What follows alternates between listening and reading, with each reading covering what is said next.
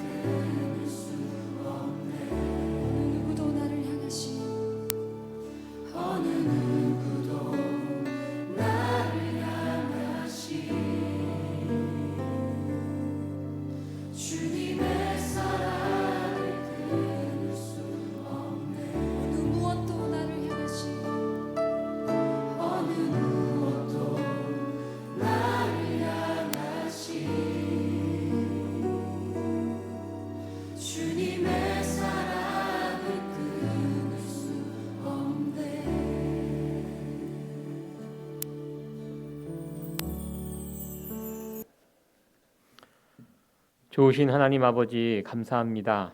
오늘도 수요일 저녁 주님의 말씀 앞에 나아가 설 수 있도록 우리를 인도하여 주셨음을 참 감사드립니다. 지나간 3일 동안도 하나님의 그 크신 사랑 가운데 저희들 거하게 하여 주시고 우리를 이끌어 주시고 품어 주시고 오늘 이 시간까지 우리를 세워 주셨음을 참으로 감사를 드립니다. 오늘 저녁 피곤하고 지친 우리의 육신이지만 하나님의 말씀에 갈급한 심령들 또 주님 앞에 나왔사오니 말씀의 은혜를 부어주시고 다시 한번 우리를 말씀 안에서 새롭게 세워주시기를 간절히 간구합니다. 아버지 하나님, 어지러운 세상 가운데 저희들 살아가고 있습니다. 잠깐만 우리가 정신을 차리지 않아도 그냥 이 세상의 풍조에 흘려서 떠내려가는 그런 연약한 저희들임을 고백합니다. 오늘도 저희들 하나님의 은혜를 사모하며 손을 내민 주의 성도들의 손을 붙잡아 주시고 다시 한번 말씀 안에서 굳게 설 수 있는 귀하고 귀한 이 저녁 시간이 되어질 수 있도록 주님 인도하여 주시옵소서. 성도들 저희들 흩어져 각 가정에서 또 일터에서 지내는 가운데 있습니다. 어디에 있든지 강건하게 붙잡아 주시고 주님의 사랑의 그늘 아래 거하는 저희들 되어질 수 있도록 주님 인도하여 주시옵소서. 감사드리며 예수님의 존귀하신 이름으로 기도합니다. 아멘. 네, 계속해서 우리 호세아서 말씀 같이 보도록 하겠습니다. 호세아서 오늘 11장입니다. 네, 호세아서가 소선지서 가운데 제법 긴 장입니다. 14장까지 있는데요. 오늘 이제 11장 내용입니다. 11장 1절에서 11절까지 있는 말씀 제가 봉독해 올리겠습니다. 여러분들 가정에서 성경책을 옆에 놓고 여러분들도 눈으로 따라 읽어주시면 좋겠습니다. 이스라엘이 어렸을 때에 내가 사랑하여 내 아들을 애굽에서 불러내었거늘 선지자들이 저희를 부를수록 저희가 점점 멀리하고 바알들에게 제사하며 아로새긴 우상 앞에서 분향하였느니라. 그러나 내가 에브라임에게 걸음을 가르치고 내 팔로 안을지라도 내가 저희를 고치는 줄을 저희가 알지 못하였도다. 내가 사람의 줄 곧 사랑의 줄로 저희를 이끌었고 저희에게 대하여 그 목에서 멍에를 벗기는 자같이 되었으며 저희 앞에서 먹을 것을 두었노라. 저희가 애굽 땅으로 다시 가지 못하겠거늘 내게 돌아오기를 싫어하니 아수르 사람이 그 임금이 될 것이라. 칼이 저희의 성읍들을 치며 빗장을 깨뜨려 없이 하리니 이는 저희의 계책을 인함이니라. 내 백성이 결심하고 내게서 물러가나니 비록 저희를 불러 위에 계신 자에게로 돌아오라 할지라도 일어나는 자가 하나도 없도다. 에브라임이여 내가 어찌 너를 놓겠느냐? 이스라엘이여 내가 어찌 너를 버리겠느냐? 내가 어찌 아드마같이 놓겠느냐? 어찌 너를 스보임같이 두겠느냐? 내 마음이 내 속에서 돌아와 나의 긍휼이 온전히 불붙듯 하도다.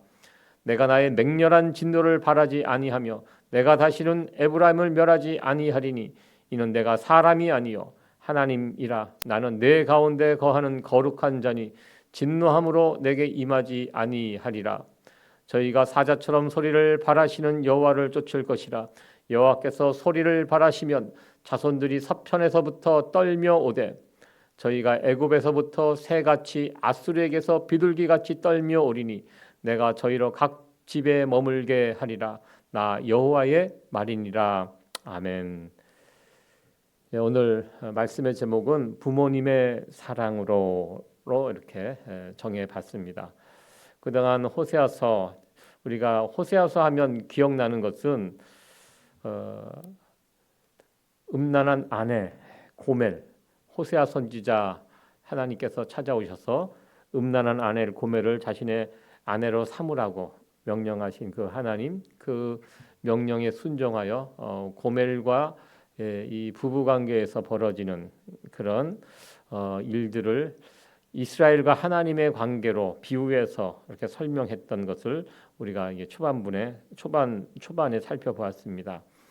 하나님과 이스라엘 백성들 간의 관계를 부부 관계로, 남녀의 관계로 비유하였습니다. 신랑 되시는 하나님, 그 하나님 앞에 순결하고 신실한 모습으로 살아가지 못하는 그 늘 하나님을 배신하는 그런 신부의 역할, 이스라엘입니다. 그래서 하나님과 이스라엘의 관계를 부부 관계로 이렇게 설명을 했습니다. 이번에는 부부 관계로는 어쩌면 좀 설명하기가 부족한 이 부분을 또 다른 관계, 부모와 자식의 관계로 설명을 하였습니다. 그것이 오늘 11장의 내용입니다.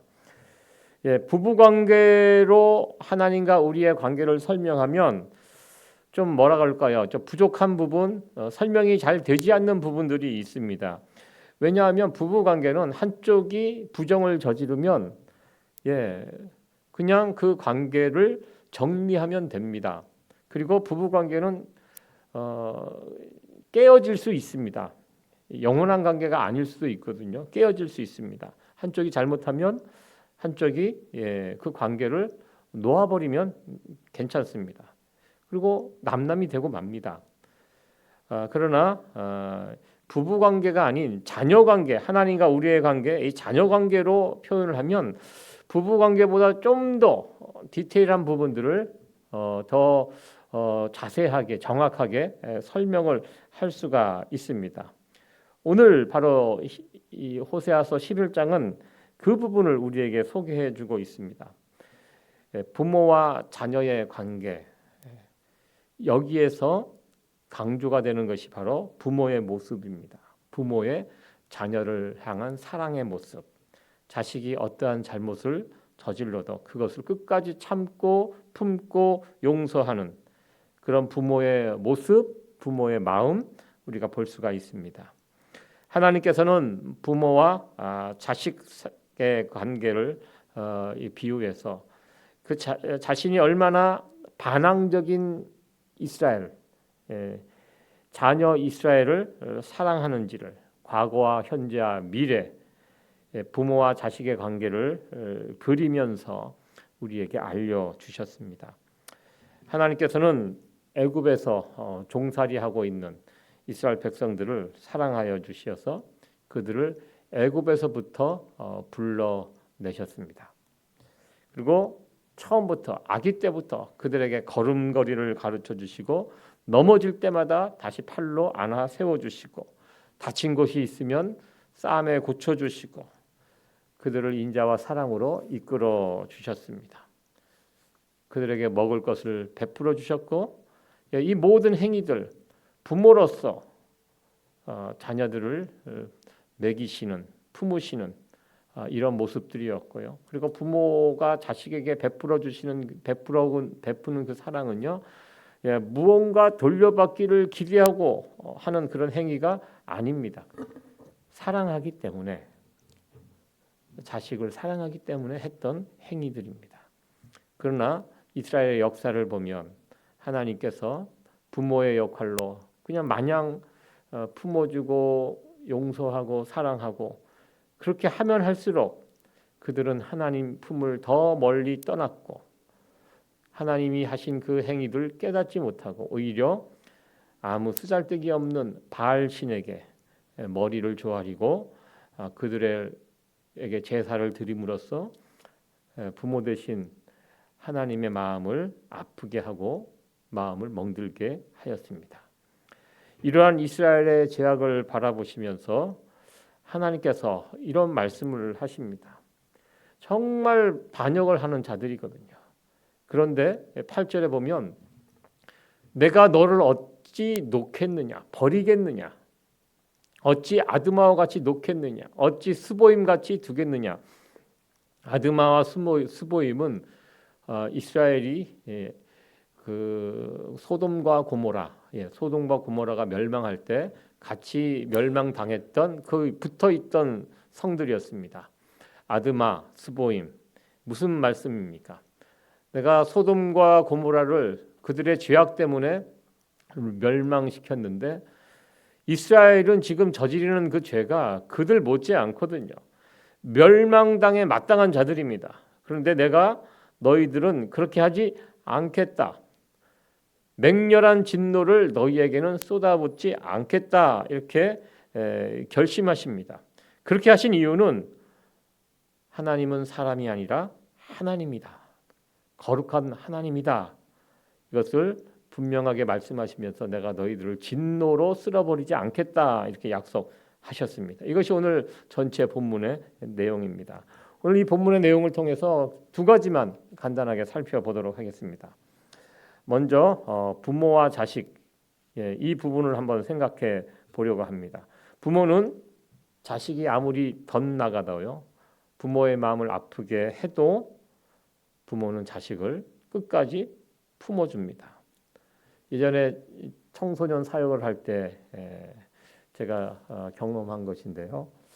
사고를 치고 다니는 아이들, 문제아들, 그 부모를 만나서 이야기를 해보면 저희들이 생각하는 그 심각한 그런 모습이 없습니다. 내 자식이 지금 사고를 치고 있지만 내 아이는 정말 착한 아이다. 괜찮은 아이다. 지금 친구들을 잘못 만나서 조금 잘못된 길로 가고 있지. 저 아이는 내가 어려서부터 쭉 봐온 아이인데 착한 아이다. 근본이 착하다. 그리고 내가 부모로서 저 아이를 충분히 서포트해주지 못했기 때문에 그렇게 되었다고. 저 아이의 잘못이 아니다. 대부분 부모들이 그렇게 생각을 하고 계십니다. 그리고 부모와 자식 간에 특히 부모님은 잘못을 따지지 않습니다. 그저 부모로서 일방적인 그런 모습, 쏟아붓는 그런 모습, 그것을 보일 뿐입니다. 그동안 이스라엘이 얼마나 많은 잘못을 했습니까? 얼마나 하나님의 마음을 아프게 했습니까? 100번 혼나고 깨져도 할 말이 없는 상황입니다. 그러나 하나님의 마음 속에는 그들을 미워하는 미움보다는 사랑하는 마음이 더 강하였습니다. 8절에 보면 긍휼이 온전히 불붙듯 하도다. 그들을 향한. 여러분들 죄를 짓는 우상에게 전하는 그들이 뭐가 이쁘겠습니까? 그들을 바라볼 때 긍휼히 불쌍히 여기는 그 마음이 있는 것입니다.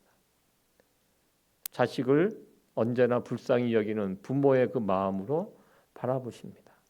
온전히 마음이 불이 붙어 있습니다. 사랑의 마음이 불이 붙어 있다는 그런 말씀입니다. 바로 이것이 하나님의 마음입니다.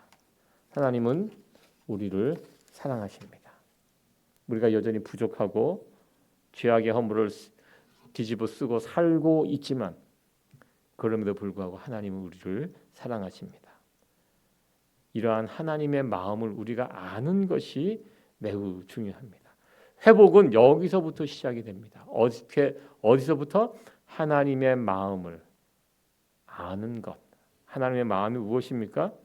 하나님 우리를 사랑하시는데요. 뜨겁게 사랑하십니다.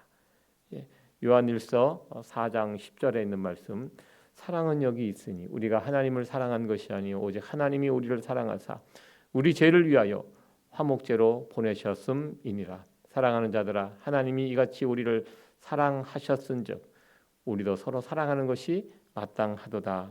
아멘. 하나님이 이 같은 사랑을 가지고 우리를 사랑하신 것, 이거 아는 것이 중요합니다. 이 사랑을 우리가 알게 될 때 우리도 하나님을 사랑할 수 있습니다. 여기서부터 우리의 새로운 출발이 시작이 될 수 있습니다. 두 번째로 살펴볼 수 있는 것은 9절에 있는 말씀입니다. 우리를 뜨겁게 사랑하시는 분은 어떤 분? 거룩하신 하나님입니다. 두 번째 주제가 우리 하나님은 거룩한 하나님이라는 것입니다. 하나님께서는 알고 계십니다. 범죄한 이스라엘 그 죄를 아무리 묻고 벌을 줘도 그들이 돌이키지 않을 것이라는 것을 알고 계십니다. 그 죄를 물로 심판하고 불로 심판을 해도 인간 스스로 죄의 문제를 해결할 수 없다는 것을 우리 하나님은 알고 계십니다. 그래서 이 문제를 어떻게 해결하시겠습니까? 그냥 그들이 저지른 그 죄를 그냥 덮어버리는 것으로, 묻지 않는 것으로, 더 이상 따지지 않는 것으로 이 문제를 해결할 수 있습니까? 이렇게 해결할 수는 없습니다. 왜냐하면 우리 하나님은 사람이 아니기 때문입니다. 사람들은 그냥 덮을 수 있습니다. 그러나 우리가 믿는 하나님은 오늘 주신 말씀처럼 거룩하신 하나님이십니다. 의로우신 분이십니다. 죄의 문제는 반드시 해결이 되어야 합니다. 하나님께서 이 8절의 고백, 다시는 에브라임을 내가 멸하지 않겠다. 무슨 뜻입니까? 에브라임이 다시 죄를 짓지 않는다 이런 의미가 아닙니다. 에브라임은, 이스라엘은, 우리들은 계속해서 이 땅에 살면서 죄를 질 것입니다. 그런데 이 문제를 누가 해결? 너희들 스스로 해결하는 것이 아니라 하나님 본인이 이 문제를 해결하시겠다라는 의도가 이 말씀 속에 담겨져 있습니다. 우리 하나님께서 이 문제를 어떻게 해결하셨습니까? 훗날 예수 그리스도를 이 땅에 보내주시고, 그래서 그 예수 그리스도를 통하여 에브라임의 죄, 이스라엘의 죄, 온 인류의 죄, 우리의 죄, 모든 문제들을 다 해결해 주시겠다. 이 의미가 바로 하나님의 이 말씀 속에 담겨져 있습니다. 말씀을 정리하도록 하겠습니다. 마땅히 우리들이 저지른 그 죄로 인하여 우리는 진멸되어 마땅한 자들입니다. 그러나 우리 하나님께서 예수 그리스도를 통하여 우리를 다시 살려주시고 하나님의 자녀로 회복시켜 주신 이 과정 속에 우리 하나님 아버지의 그 뜨거운 사랑이 있었음을 시간 묵상하며 나가기를 원합니다. 우리가 믿는 하나님은 뜨거운 사랑을 가진 하나님이시고, 또한 우리가 믿는 하나님은 거룩하신 하나님이십니다. 그러기에 우리 하나님은 죄를 그냥 보지 못하시는, 그래서 이 죄의 문제를 해결하시기 위하여 자기 아들 예수 그리스도를 우리를 위하여 내어주시는 그런 분이십니다. 여기에도 우리 하나님의 사랑이 담겨져 있습니다. 우리를 얼마나 사랑하시면 그렇게 하시겠습니까? 하나님은 우리를 향한 사랑에 불이 붙어 있습니다. 우리들도 냉랭한 우리의 심령 가운데 이 불이 붙어지기를 소원합니다. 그래서 우리가 이 땅에 살아갈 때 그 하나님을 기억하는 것, 하나님의 이름을 부르는 것, 이게 참 중요합니다. 아무리 우리가 절망의 자리에 있어도 우리가 하나님을 기억하고 그 하나님의 뜨거운 사랑을 기억하고 하나님의 이름을 부르기 시작한다면 바로 그것이 우리의 회복의 시작, 회복의 장소가 될 줄로 믿습니다. 남은 한 주간 여러분들 살아가시면서 있는 그 자리에서 하나님 기억하시고 하나님 생각하시고 하나님의 이름을 부르며 나가는 그런 저와 여러분들이 되었으면 좋겠습니다. 우리가 하나님을 생각하고 하나님의 이름을 부르는 그 자리가 우리의 회복의 시간이 될 줄로 믿습니다. 이 귀한 은혜가 저와 여러분들 가운데 함께하여 주기를 간절히 소원합니다. 오늘 주신 말씀을 기억하시면서 같이 기도하도록 하겠습니다. 하나님은 우리의 남편이 되시며 또한 우리의 아버지가 되십니다. 아버지가 되시는 그 하나님의 이름을 부르며 나가는 날마다 하나님 생각하고 하나님 이름 부르는 거, 이게 굉장히 중요합니다. 왜? 우리가 하나님을 생각하는 그 자리가 우리의 새로운 출발의 자리가 될 수 있기 때문입니다.